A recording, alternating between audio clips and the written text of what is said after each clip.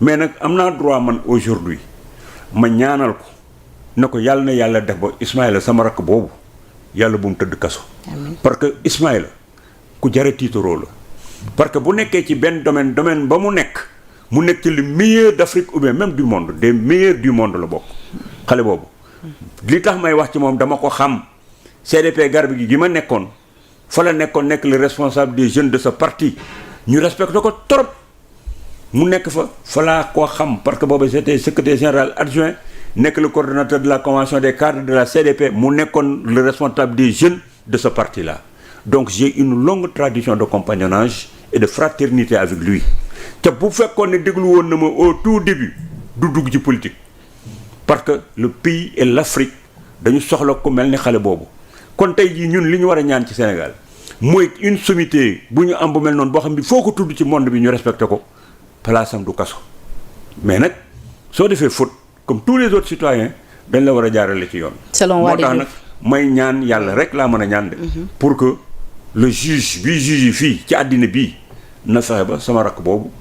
bu ma ko dugalal. en tout cas selon l'actuel bëgguma kenn dem kaso nag. selon l'actuel directeur du port moom ci boppam je crois que il a commis une erreur. oui. yàlla na ko yàlla dimbali ba erreur boobu mu génn. selon l'actuel directeur mais il est justiciable comme tout le monde. en tout cas selon Waly Diouf Bodian bu port nee na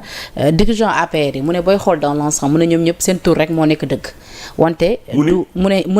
ne booy xool dans l'ensemble dirigeant wu APR yi. mu ne ñoom ñëpp ay nit yu foo lañ mu ne daanaka daal seen i tur ak seen sant rek moo nekk li nga xamante ni dëgg la ci ñoom ndax nee na ñoom ñëpp dañoo dilapider l'argent du contribuable nee na tamit Ismaïla Madior Fall bi nga xamante ni da leen takkaloon ci ay jamono yooyee ay bracelet sans raison nee na jàpp nañ te il y a des non-dits ci li nga xamante ni moo di gestion ba tooñaale ko sax ni ko dafa am benn ci bracelet bi nga xam da ko wannaasu et que loolu moo riisagul nee na tamit Antoine Diome moom mu ngi interrogé wu ci li nga xamante ni moom moo di pataral bu mu nekk depuis lors et que jàpp nañ tamit ku mel ne Antoine Diome nañ ko war a woo mu répondre de ses actes loolee la Waly Diouf Bodian wax sa commentaire. xam nga yaa personnalisé di tudd Waly Diouf Bodian est-ce que xam nga benn affaire est-ce que xam nga Waly Diouf Bodian mosuma ko gis mosuma nuyu te Waly Diouf Bodian sama doom lay sëyal. sa doom boo jur. doom boo xam ne sama famille la bokk man. loolu la ci la même famille laa la wax la même famille c'est pas élastique famille suñu famille ci la takk jabar. man na maa xam nii nag parce que j'étais ministre moom moo xam ne man xawuma ko woon te ci temps yii passé bi ñuy faloo ñoom ci laa ko xam mais laaj ko ba léegi si daal jot na sama coup de fil ou bien ma jéem a dem pour jéem koo saytoog yooyu donc mbokk la yor mais taxul ma dem ci moom taxul mu xam ma aussi parce que mosuñoo tase man ak moom mais Waly li mu war a def mooy responsable de haut niveau la ci Pastef nekk un directeur am ay obligations. je ne lui donne pas de leçon hein mais soo fa defoon ne ma Matar Ndiaye sax ma wax la même chose ci moom quand boo bokkee ci pouvoir bi ñuy wax ay séparation des pouvoirs kon même boo xamee waroo wax sur la place publique da nga war a bàyyi juge bi def liggéeyam noonu nga mën a protéger ce système ñi nga mën a protéger sa premier ministre bi nga xam ne bi da nga nekk collaborateur direct parce que ñi nekk autour du président Diomaye et du premier ministre Ousmane Sonko am na ay postures yoo xam ni ñoom dañ ko war a am parce que nit ki bu ñu la dee gis ngay ànd ak moom di naanandoo ak moom ataaya nga nekk son homme de confiance mu occupé yenn position ci république bi yow sa dem ci médias yi sax dafa wërta bari parce que loo fa wax ñu ni da nga ko partagé yàgg sa premier ministre parce que bu fekkoon ne lii wóor na ni boo ko waxee premier ministre bi dana la ci ab rappeler à l'ordre kon doo ko wax proximité su amee yow da nga am obligation parce que loo wax rek dañ naan ci premier ministre bi la jóge su le premier ministre bi weddiwul mbaa dàqu la itam dañ naan daf ko valider nit soo nekkee ak moom bëgg koo dimbali dafa am ay contraintes yoo xam ne ci nga war a nekk dafa am ay obligation yoo war a nekk des fois nga toog di bouillonner man bi ma àndee ak ndem si yàlla Mohamed Boun Abdallah Dionne j'ai partagé avec lui beaucoup de secrets d'État avant que muy jógee àddina lu bari xam naa ko ca xawuma ko woon bi ma nekkul woon moom ci campagne présidentielle bi des fois ma toog ak moom ci appartement am ñuy xool télé bi ma gis kuy toog di wax ma bouillonné ne ko j'appelle Pape Ngagne damaa war a waxe mun na non grand bul wax bul def lii maa nekkoon dans des contraintes qui faisaient que ñu bëri ñu ngi doon toog di utiliser turu Mohamed ou bien lu ñu suqoon ak Mohamed pour se faire benn aura au niveau du public ma bëgg a tontu mais taxoon na ba toog ngeen gis ba campagne présidentielle bi jeex yéen gisu leen Thierno Lo mu demante ci ay plateau doon wax parce que ce garçon là qui est aimable patriotique ku mu gis ne la sama xarit sama mag moo ma téye ci benn posture ne ma grand doo wax contrainte de proximité boobu moo tax ba demuma parce que su ma demoon am na yoo xam su ma commencé woon di révéler dañ naan kii lii Mohamed moo ko wax ça je l'avais compris moo tax dematuma woon ci plateau yi di wax de la même manière ku jege premier ministre maa nga jege président de la république les contraintes dafa nekk ay obligations dafa nekk ay réserves dafa nekk ay postures yoo xam ne am na loo xam ne waroo koo wax état boo ko yoree dafa am ay comportement dafa am ay cadavres dafa am des choses yoo xam ne kenn du ko wax sur la place publique. c'est important. waaw même mel ni nga nekk bëkk néegu benn sëriñ. oui. bëkk néeg yi da nga leen a gis ñuy nekk ci télé yi di wax parce que bëkk néeg bu fi génn wax ñu nit ci sëñ bi la ko dégg.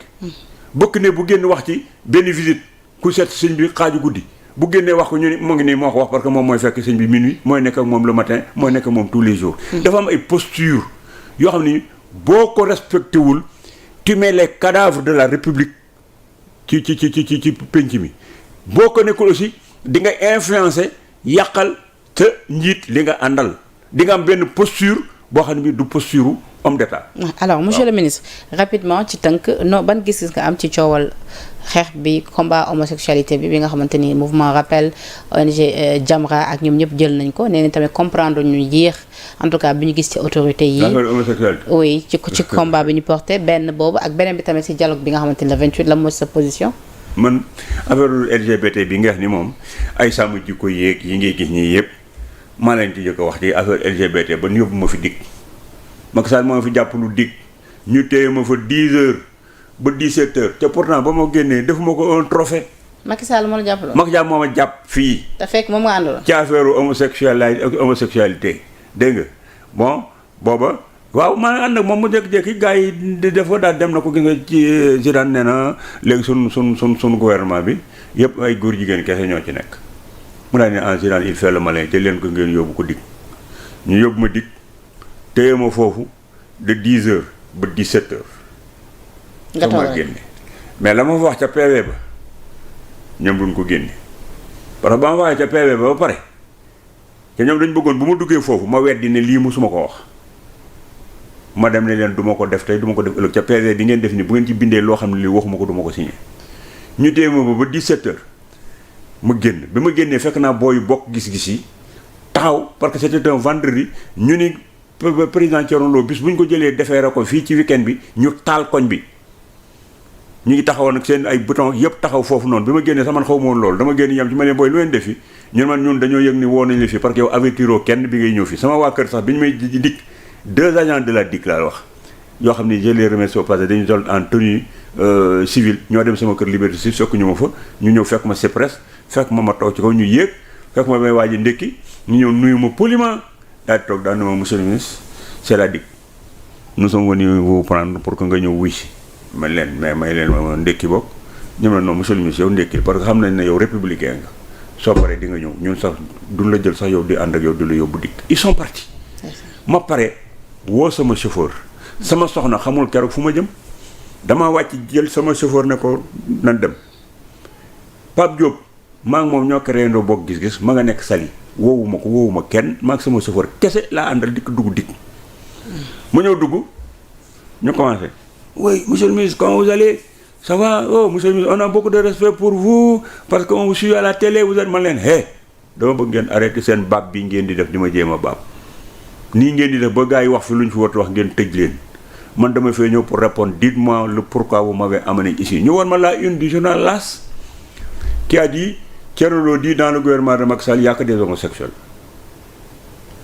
ne ma mu daal di may won kii bi ne ma yaa wax lii